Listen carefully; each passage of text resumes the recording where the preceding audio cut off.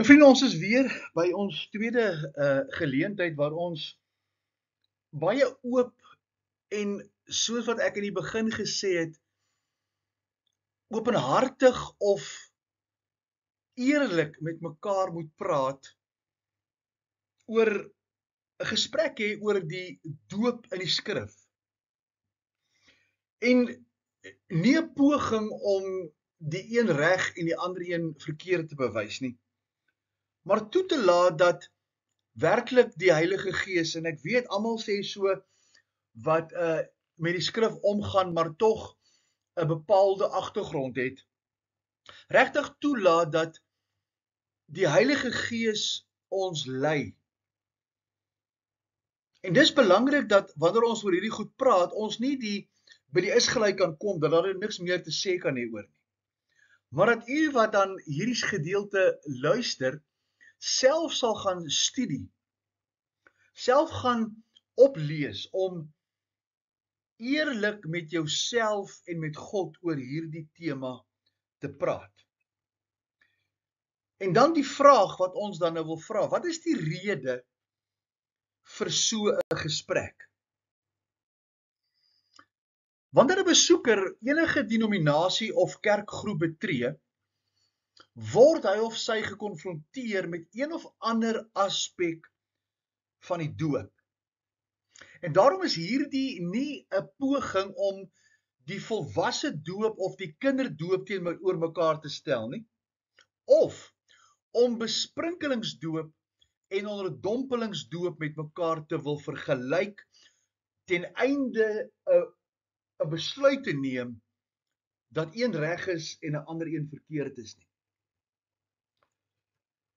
Die doel is ook nie om enigsins die een korrek en die ander een vals te beoordeel vanuit 'n persoonlike perspektief nie, of om voorkeur te gee of te beklemtoon die een bo die ander. Ek wil werklik, soos wat ek weggespring het by die vorige aflewering, regtig openhartig met jou praat wat in my gemoed aan die gang is.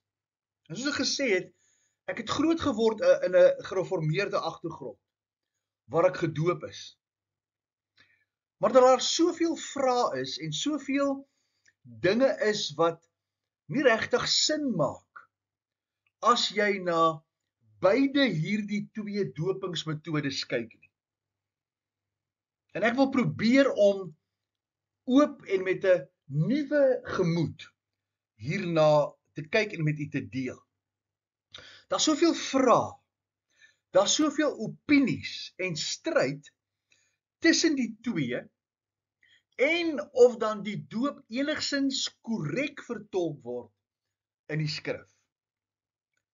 Ek dink ons het nodig om na die feit te kyk of die term doop in die skrif regtig reg vertolk word. En probeer om die vrae en die opinies en die stryd tussen die twee vir 'n oomblik eenkant te sit en probeer om vrae te beantwoord en van opinies ontslae te raak. Selfs in die Bybel is daar ook soveel wat oor die doop gesê kan word, wat die gewone man op straat definitief verwar. Die groot rede is, en is my mening, dat die Bybel nie reg geïnterpreteer word nie, of dat sake op die regte plek nie geplaas word, of onder die regte dispensasie geplaas word. En daarom waar daar sekere dinge geskryf word vir die Jode onder die ou verbond, en sekere dinge vir die heidene onder die nuwe verbond, en ook met die ongeredde en die goddelose gepraat word, maak ons nie altyd daai onderskeiding, en dis hoekom daar so 'n groot meningsverskil en probleme is oor die regte interpretasie van die skrif. Kom ons gesels dan met 'n oop hart onder hierdie tema, sonder om 'n bepaalde agtergrond te probeer huldig en bo die ander te stel. Ons gaan kyk na die begrip doping of dan wassing teenoor die sakrament van die doop. Ons wil begin in die Ou Testament en ons het by die vorige keer die definisie gegee van die woord doop in die Ou Testament en die Nuwe Testament het ook gekyk na die antieke betekenis van die woorde. Ons wil begin vanmôre om te kyk na die gedagte van doop of wassing in die Ou Testament. Die priesterorde, sien ons in die eerste plek, is gedoop of dan gewas as 'n voorbereiding vir hulle dienswerk in die tabernakel. In Eksodus 29 lees ek vers 1 en vers 4 die volgende. En dit is die saak wat jy vir hulle moet doen om hulle te heilig. Hy praat van die priesterorde. Dat hulle vir my die priesterampt kan bedien. Neem 1 jong bul en 2 ramme wat sonder gebrek is. En dan verduidelik hy in vers 2 en vers 3 die offermetode. Hy sê, dan moet jy Aaron en sy seuns laat nader kom na die ingang van die tent van die samekoms, die tabernakel, en hulle met water was. In Eksodus 40 vers 12 lees ons weer, jy moet ook Aaron en sy seuns laat nader kom na die ingang van die tent van die samekoms toe, en jy moet hulle met water was. En dan sê vers 32, nadat die opdrag gegee word, kom hy vers 32 en hy bring die toepassing van dit wat gesê word as voorwaarde en sê, as hulle ingaan in die tent van samekoms, of nader kom na die altaar, moet hulle elke keer gewas word soos die Here Moses beveel het. So as hulle by die tent kom, nader kom, moet hulle elke keer gewas wees, soos die Here dan beveel het. Vir diens in die tabernakel en die doop of die was van die priesterorde die volgende verder. In Numeri 8 vers 5, 6 en 7 lees ek en die Here het met Moses gespreek en gesê, neem die leviete onder die kinders van Israel uit en reinig hulle. En so moet jy met hulle doen, om hulle te reinig. Sprinkel op hulle water van onsondiging, en hulle moet 'n skeermes oor hulle hele liggaam laat gaan, en hul klere was en hulself reinig. So eers praat hy van die priesterorde, en nou praat hy van die leviete in Numeri hoofstuk 8. Hebreërs 9, waar die apostel of die skrywer dan terugverwys na die Ou Testamentiese offers, waarvan Christus nou die beter een is, skryf hy sê, dit was 'n beeld, Hebreërs 9 vers 9, met die oog op die teenwoordige tyd, waarin daar gawes en offers gebring word, wat hom wat diens verrig, na die gewete nie volkome maak nie, omdat dit net bestaan het in spys en drank, en verskillende wassinge en vleeslike verordeninge, wat opgelê is tot op die tyd van die herstelling. So, hierdie offers wat Christus van nou die beter is, het teruggewys, sê die skrywer, na verskillende wassings en reinigingsmetodes van die priesters en van die leviete en die offers gedurende die tyd van die tabernakel en later ook die tempel. Wanneer ons kyk na vervolgens dat selfs die toebehore in die tabernakel gewas of dan die woord ook gebruik gedoop is. Die doel was om hierdie toebehore een kant te plaas vir spesifieke dienswerk in die tabernakel. Daardie kom of die spaan of die lepel of die wat ook al daar was, was gebruik uitsluitlik vir die werk in die tabernakel. En dis dan gewas of dan gereinig of gedoop om dit dan een kant te plaas vir uitsluitlike werk in die tabernakel. Levitikus 1 vers 9 praat hy van, maar die binnegoed en die pote moet hy met water was en die priester moet dit alles op die altaar aan die brand steek as brandoffer, 'n vuuroffer van 'n lieflike geur aan die Here. So selfs die offer word gewas voordat dit op die altaar geplaas word. En Eksodus 40 lees ek vers 9 en verder, dan moet jy salfolie neem en jy moet die tabernakel salf en alles wat daarin is en dit heilig met alles wat daarby behoort en dit sal heilig wees, so jy moet hom salf. Jy moet ook die brandofferaltaar salf met al sy gereedskap en jy moet die altaar heilig en die altaar sal hoog heilig wees. Vers 11. Salf dan die waskom in sy voetstuk en heilig dit. Jy moet ook die Aaron en sy seuns laat naderkom na die ingang van die tent van samekoms toe en jy moet hulle met water was. Trek Aaron dan die heilige klere aan en salf hom en heilig hom, dat hy vir my die priesterampt kan bedien. So die toebehore word ook dan gewas en dan in die konteks van die gebruik van die woord dan gedoop. In Hebreërs 9 vers 19 verwys die skrywer weer terug na die reinigingsmetodes van die toebehore en hy sê, want toe elke gebod volgens die wet deur Moses aan die volk aangekondig is, het hy die bloed van kalwers en die bokke saam met water en skarlakenrooi wol en hisop geneem en die boek self en die hele volk besprinkel. Dis om hulle te heilig, om hulle een kant te sit. En gesê, hierdie bloed en die water met die wol en die hisop is die bloed van die testament wat God met die oog op julle verorden het. En hy het ook die tabernakel en al die gereedskap van die diens net so met bloed besprinkel, om dit een kant te sit, om dit te heilig vir uitsluitlike gebruik. Besprinkeling het gepaard gegaan met bloed, olie en water, of dan 'n kombinasie van mekaar.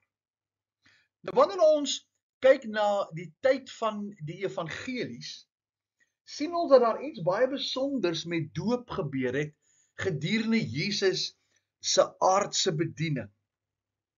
Die doop van Johannes was uitsluitlik om Jesus bekend te stel en om die weg vir sy bediening voor te berei. Johannes sê self in Johannes 1 vers 29, waar die apostel Johannes praat van Johannes die doper. Die volgende dag sien Johannes die doper nou Jesus na hom toe kom en sê, daar is die lam van God wat die sonde van die wêreld wegneem. Dit is hy van wie ek gesê het, na my kom 'n man wat voor my geword het, want hy was eerder as ek. En ek het hom nie geken nie, maar dat hy aan Israel geopenbaar sou word, daarom het ek gekom en met water gedoop.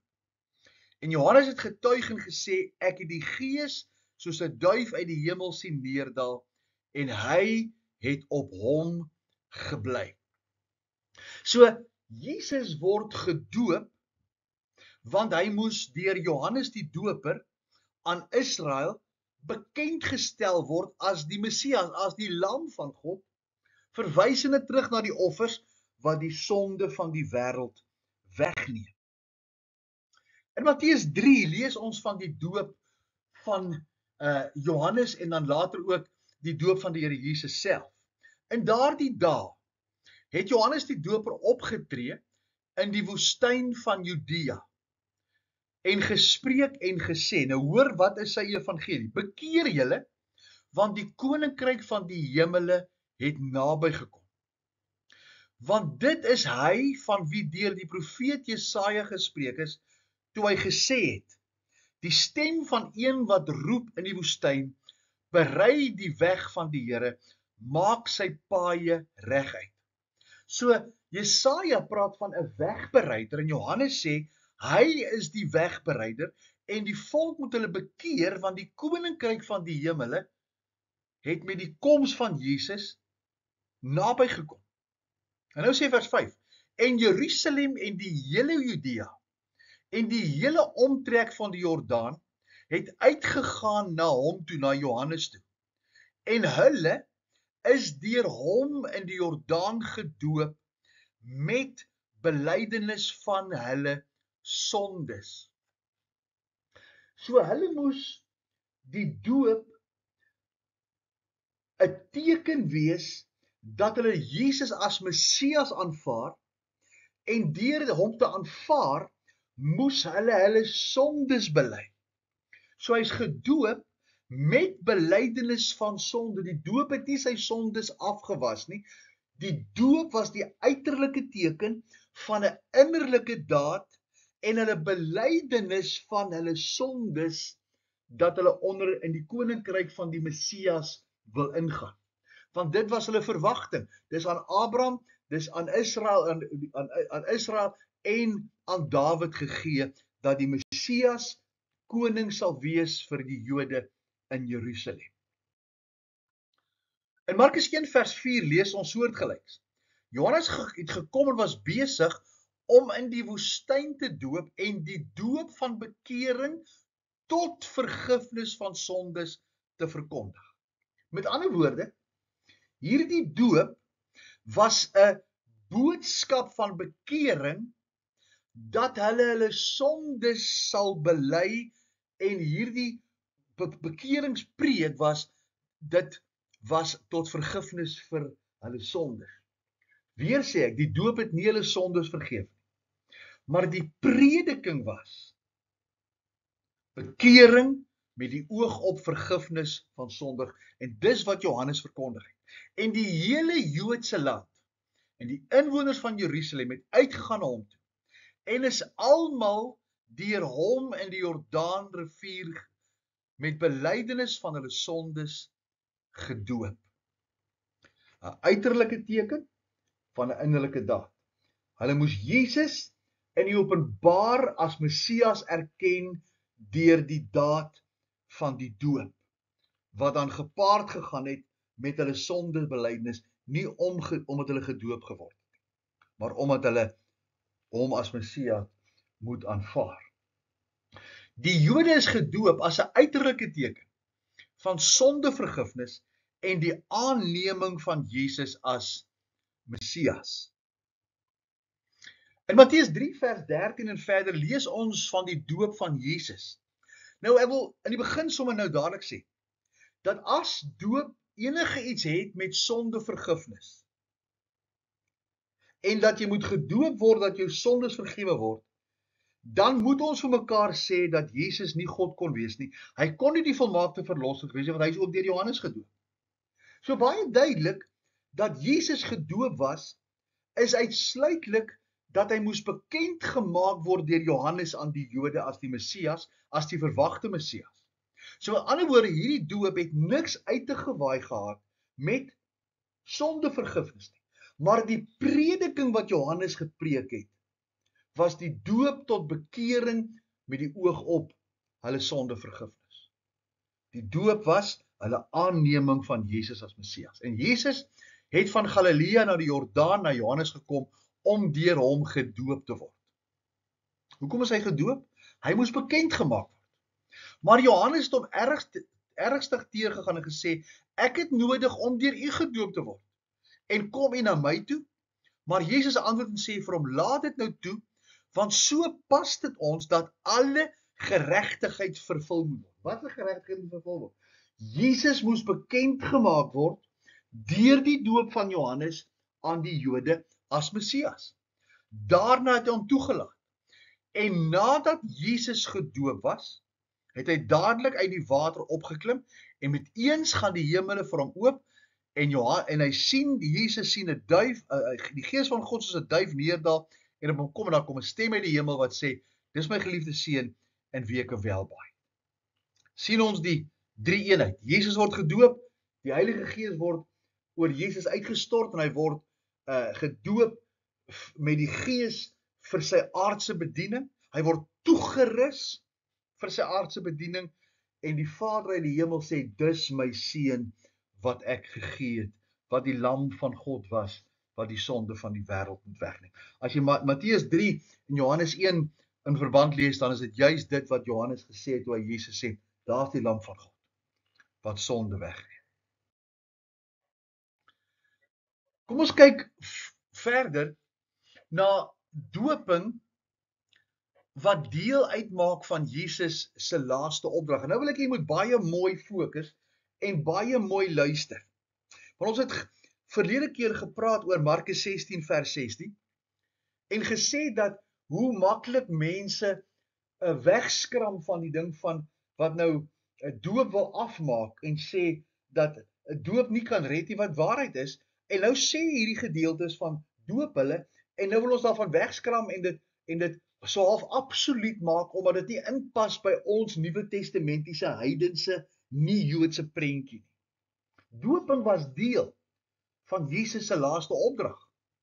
Matteus 28 lees ons, Jesus het nader gekom en met hulle gespreek en gesê, aan my is gegee alle mag in die hemel en op die aarde.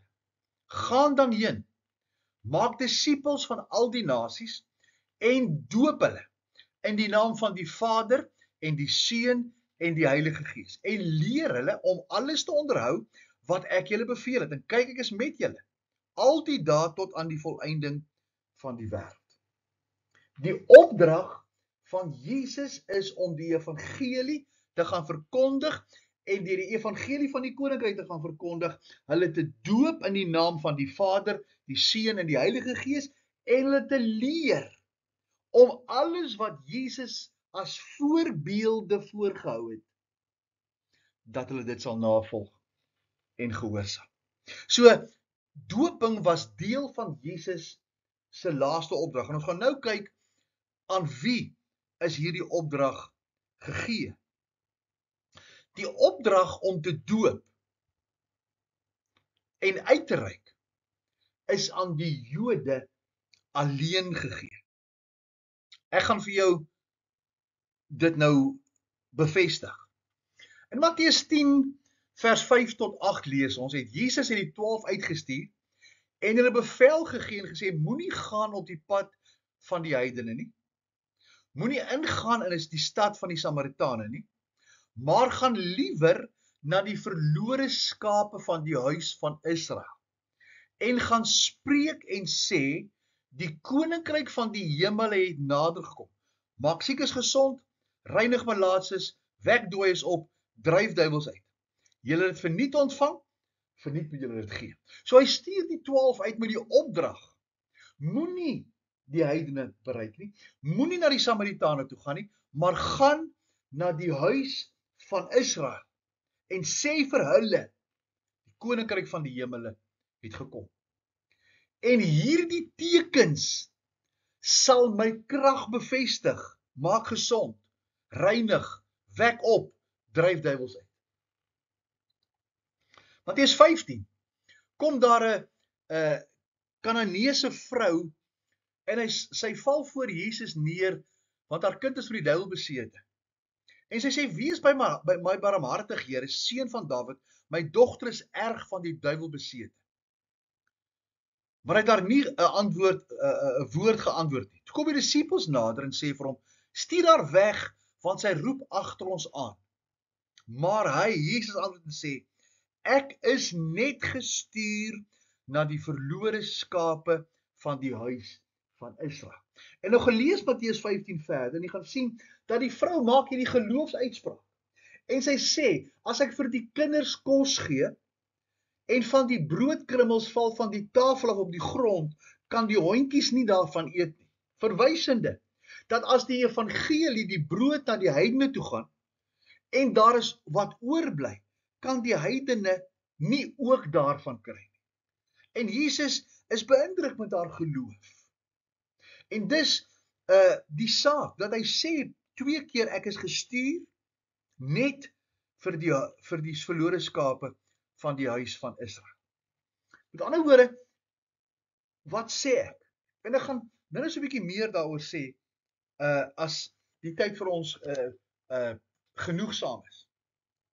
Jy gaan sien in Handelinge, dat die Israel het nie verder gekom as Jerusalem, met die uitvoer van die opdrag nie.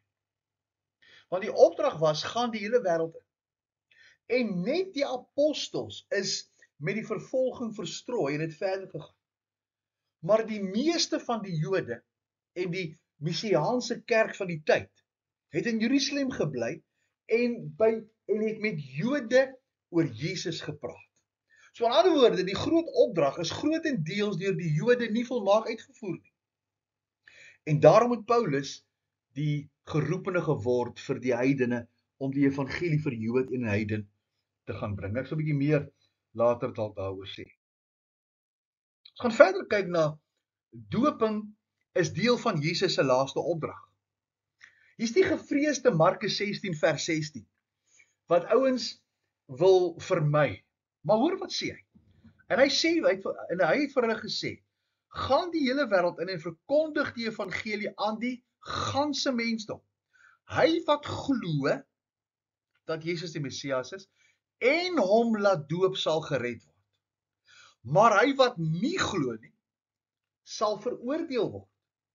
Met ander woorde, wat Jesus sê, is dat hy wat glo en in die openbaar my as Messias aanvaar, die Jode, sal gered word.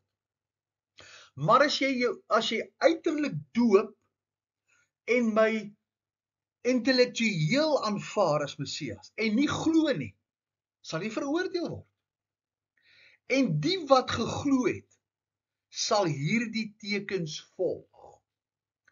My naam sal hulle duiwels uitdryf, nuwe tale sal hulle spreek, en so gaan hy aan in Markus 16 vers 17. So aan die ander woorde, vir die wat geglo het en die wat dan gedoop is, sal tekens sê, wonderwerke wat sal plaasvind om stiekrag aan hierdie boodskap van die koninkryk te gee.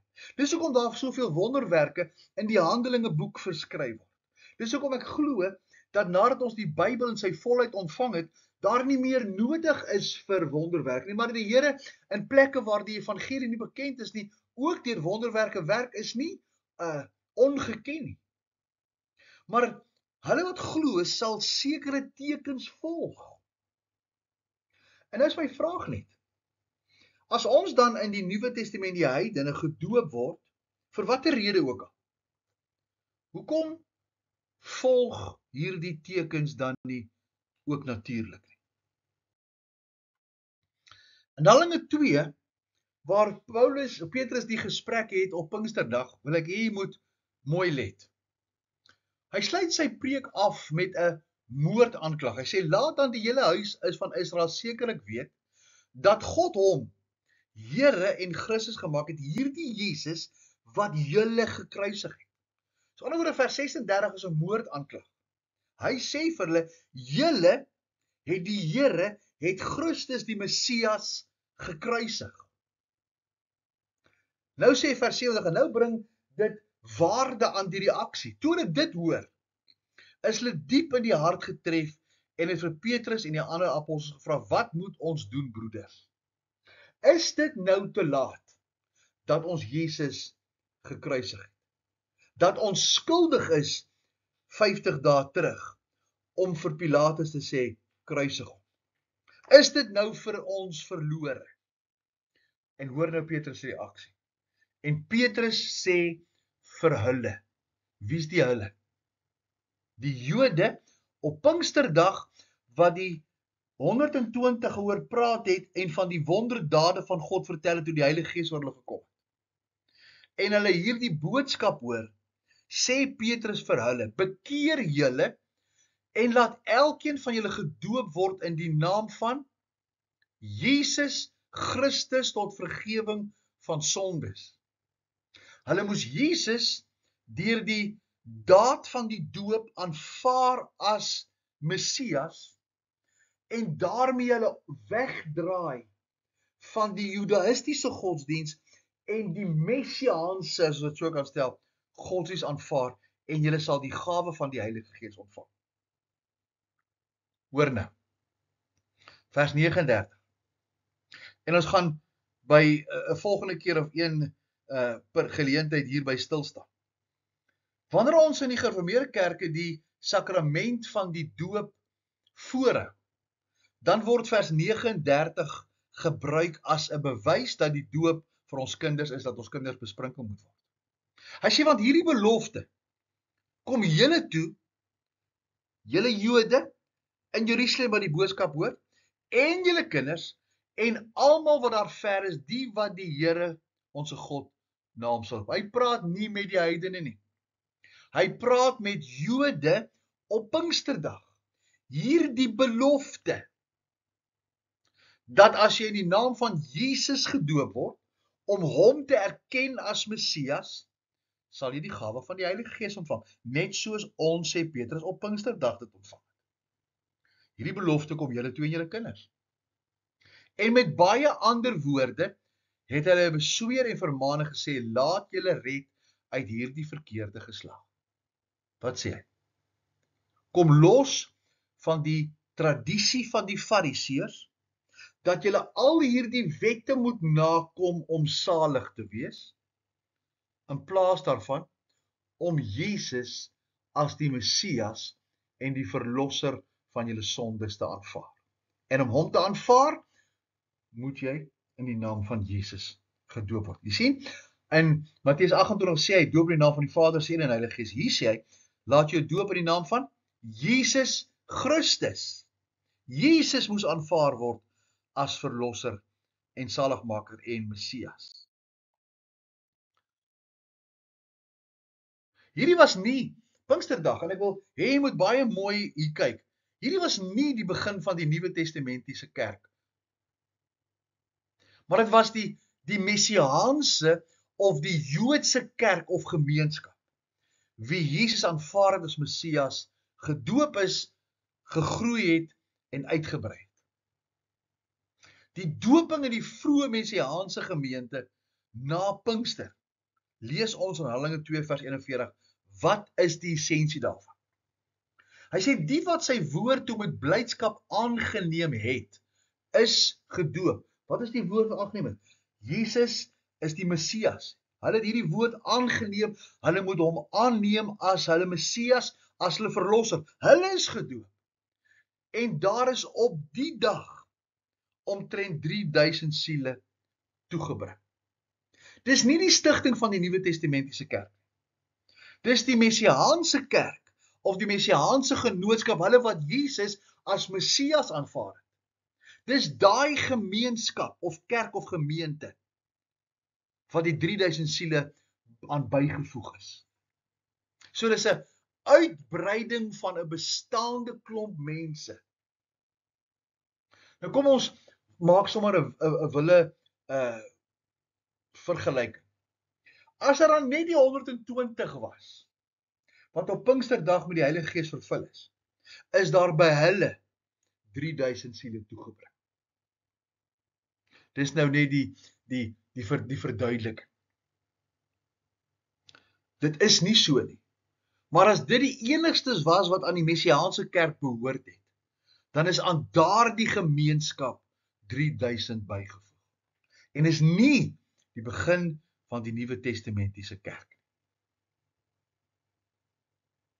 Dis wat gebeur het op Pinksterdag. Nou wil ek hê ons moet kyk na die doop vir heidene of dan nou die nie-Jode.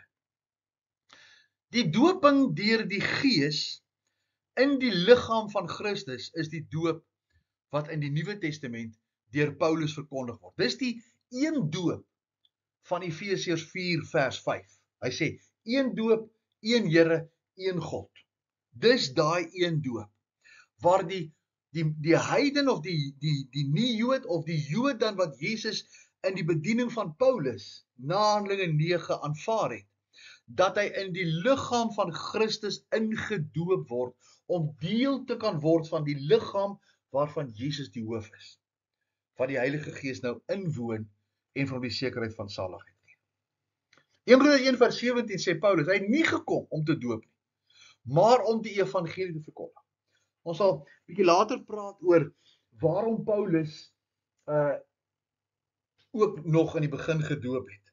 Maar Paulus sê, hy het nie gekom om te doop, maar om die evangelie te verkondig. Hy sê, die evangelie, 1 Korintiërs 15 vers 1-4, is dat hy gesterf het, Jesus, hy het begrawe, hy het opgestaan, en hy het homself laat verskyn aan mense. Dis die evangelie. Waterdoop was 'n teken vir die Jode wat Jesus aangeneem het. Die teken vir die heidene dat hulle die aanbieding van die evangelie aangeneem het, 1 Korintiërs 15 vers 1-4, is die doping met die Heilige Gees in die liggaam van Christus in, sodat daar nie meer onderskeid is tussen Jood en Griek nie, maar dat almal in die bediening van Paulus na Handelinge 9 deel kan word van die liggaam van Christus, waar daar nie meer Jood en heiden is nie. Met Christus as die hoof, volgens Kolossense 1 vers 18. Daar is geen nood dat heidene met water gedoop moet word nie. Johannes sê in Matteus 3 vers 11, ek Johannes, doop julle wel met water tot bekering, maar hy, die Here Jesus, wat na my kom is sterker as ek, wie se skoene ek nie waardig is om te dra nie, hy sal julle doop met die Heilige Gees en met vuur. Wanneer die mens Jesus aanneem as die verlosser en saligmaker, word hy in die liggaam van Christus ingedoop en hy vereenselwig hom met die doop, die sterwe en die opstanding van Jesus. Romeine 6 vers 1-4. Doop is vereenselwig. Jy word in die liggaam van Christus ingedoop deur die doop, die ontvangs, die verseëling van die Heilige Gees. Ons sal meer hieroor in 'n volgende aflewering met u deel. En ek hoop dat die woord van die Here vir die vandag tot seën is. Die Here seën, die Here dra vir ons deur.